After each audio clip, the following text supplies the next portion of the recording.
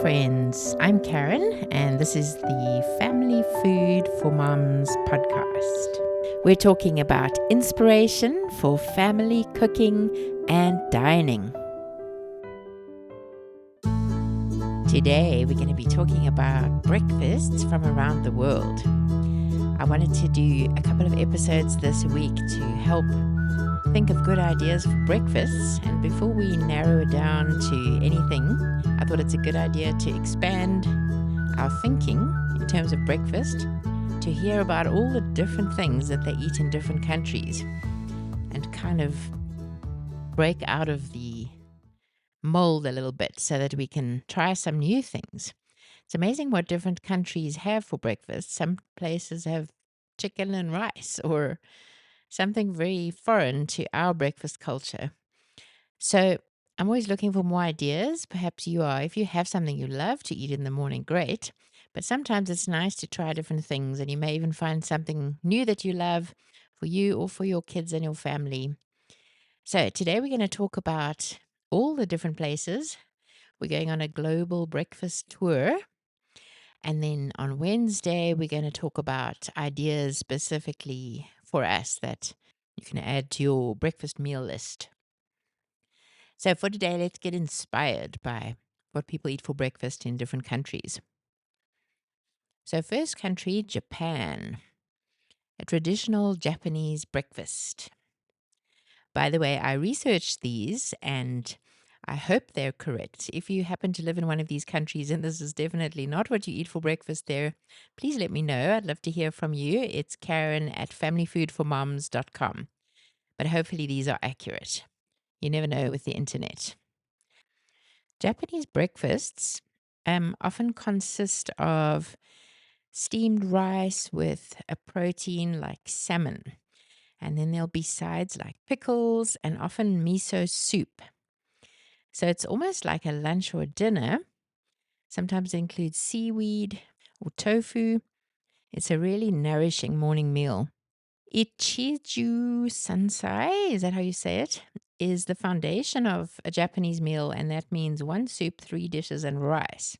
So breakfast is like a slightly smaller version of that.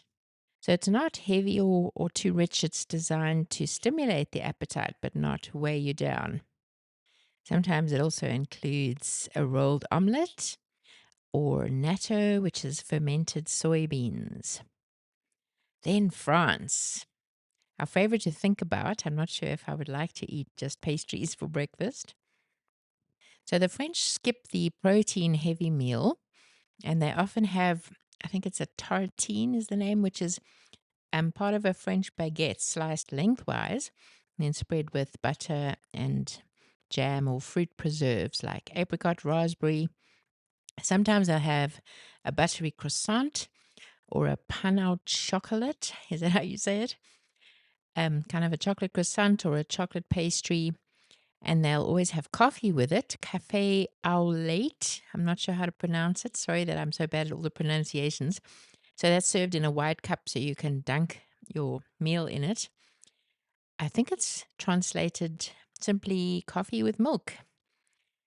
So they enjoy those little treats with their coffee, simple, sweet, and elegant for breakfast. Then in Mexico, a favorite breakfast, chilaquiles. A clever way to use leftover tortillas. Corn tortillas or tortilla chips would be lightly fried and simmered in green or red salsa until they're just softened. So that's a spicy base to the dish. And then they top it with crumbled cheese, crema, which is like a sour cream, but it's a bit thinner in consistency. They'll sometimes add onions, avocado, or guacamole, and then a sunny side up egg or shredded chicken for extra protein. So it's tangy, spicy, hearty, just right to start your day with a flavorful punch. Then a Turkish breakfast. This sounds amazing. I'm definitely going to try some variety of this. So kahvaltı is the name, and it seems to be a whole lot of different small plates with things like crusty bread, something called simit, which is like sesame crusted rings of bread, almost like large pretzels baked like in the shape of a ring. And then cheeses like feta. Kasar is a combination of goats and sheep's milk cheese.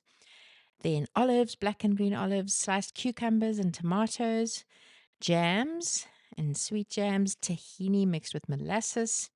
Something called kaimak is clotted cream topped with honey. So all of this is sort of mixed, dipped from one into the other, and they like the strong black Turkish tea. It's often a leisurely time and is social, shared with family and friends. Doesn't that sound wonderful? It's amazing when you think outside the box for breakfast, how creative it can be. Next would be India, masala dosa. That's a thin, crispy, fermented crepe, like a very thin pancake made from rice and something called urad dal batter. So it's made by soaking a black lentil and rice and then grinding them into a smooth paste and letting them ferment to enhance the flavor and boost the vitamin content. And then that's used to make the crepe. And then it's filled with a mildly spiced potato curry with onions, mustard seeds, turmeric, curry leaves. So quite strong in my opinion. And then coconut chutney on the side or a tangy tomato chutney. Sambar is vegetable and lentil stew. So it'll be served hot off the griddle.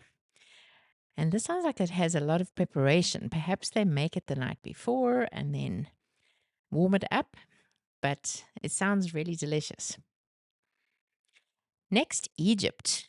This is a dish that goes back thousands of years. It's medames. Consists of slow cooked fava beans mashed with olive oil, garlic, cumin, and lemon juice. And that's served with warm pita bread. And then on the side, there'll be chopped tomatoes, onions, hard boiled eggs, sometimes tahini. So protein packed and very hearty. Sweden. In Sweden, something called smorgas. Again, I don't know quite how you say it. So that's an open faced sandwich, often layered with cheese, ham, sliced cucumbers, hard boiled egg slices, or even shrimp salad. And it's usually on a hearty rye bread or crisp bread, similar to perhaps what we'd have for lunch. And that's often accompanied by a glass of milk or strong brewed coffee. Maybe on the side, some yogurt with berries or muesli, the Swiss kind of muesli, which is like a granola, but it's usually not baked. So a lighter breakfast in that case, Sweden. Then Brazil. Pão de queijo. I don't know how to say that. These are chewy, cheesy rolls. I've seen a video of these. They're amazing. They look so good. You pull them apart and the cheesiness kind of stretches like on a piece of pizza when you separate it from the base. So these are made from cassava flour and Minas cheese. So they're naturally gluten-free. They're very soft inside and cheesy and then crispy on the outside. I highly recommend that you try one of these. Try to make these. I'll link to a recipe in the show notes.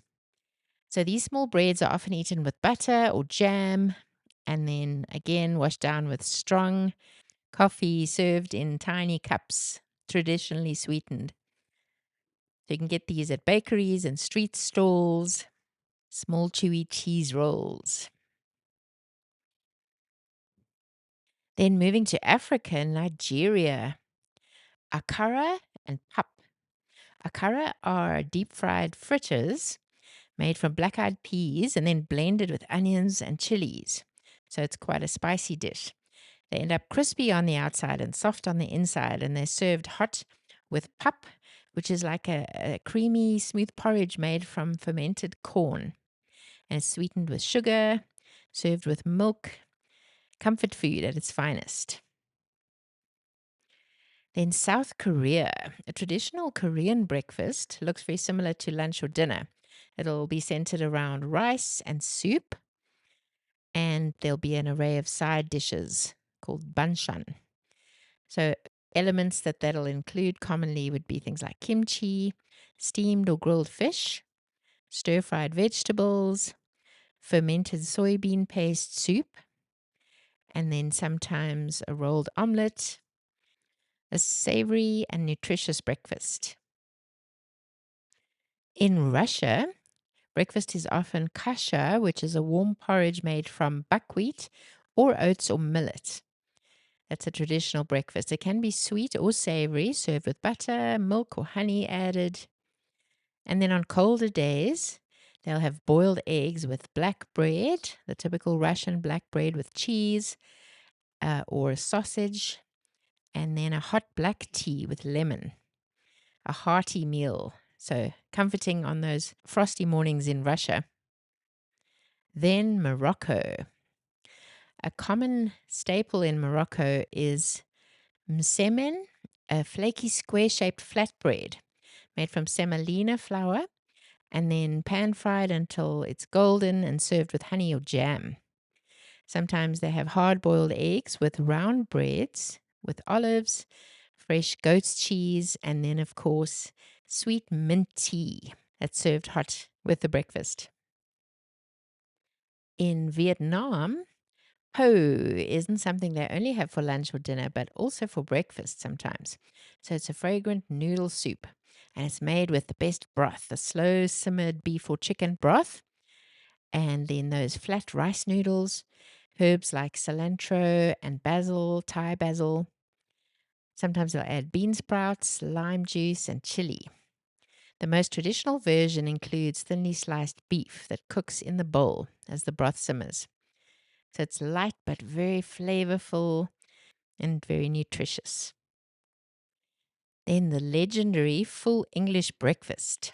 No half measures with this one. It's a hearty plate, often including fried eggs, crispy bacon, pork sausages, grilled tomatoes, baked beans, sauteed mushrooms, sometimes black pudding, which is a type of blood sausage, and then slices of toast or fried bread, sometimes hash browns, and sometimes bubble and squeak, which is fried mashed potatoes and cabbage, often in egg. And this will be served with a cup of strong black tea.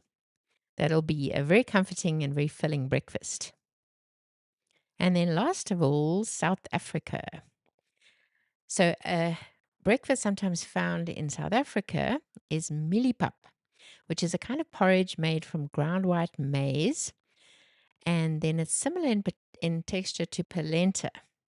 And that can be served sweet with sugar and milk or savory with grated cheese and butter. Sometimes it's paired with boerewors, Afrikaans-influenced spiced beef sausage grilled to perfection. And that combination is very good. Sometimes they'll add tomato-based sauce over the top of the pap and boerewors. And this is often eaten for other meals of the day as well, but it's a good hearty breakfast. And rooibos tea, which is a naturally caffeine-free tea from the local bushes, will complete this nourishing breakfast. So for now, that's all. I might mention some more breakfasts in another episode, but I'll definitely do one on Wednesday with ideas for common breakfasts that you might enjoy. But if there are any of these that inspire you, go look them up and try and make them. Some of them sound like a lot of work. And for me, breakfasts can't be a lot of work. Life is too busy. But the cheesy breads of Brazil to these elaborate spreads in Turkey and the light French or Italian breakfasts, they're all very inspiring and they help us to break out of the mold and do something new and different. So I hope that you're feeling inspired. And please do email me any ideas you have for your culture or any others that you've experienced of unusual breakfasts. I'd love to hear from you. It's Karen@familyfoodformoms.com. Thanks for listening, and I'll see you next time.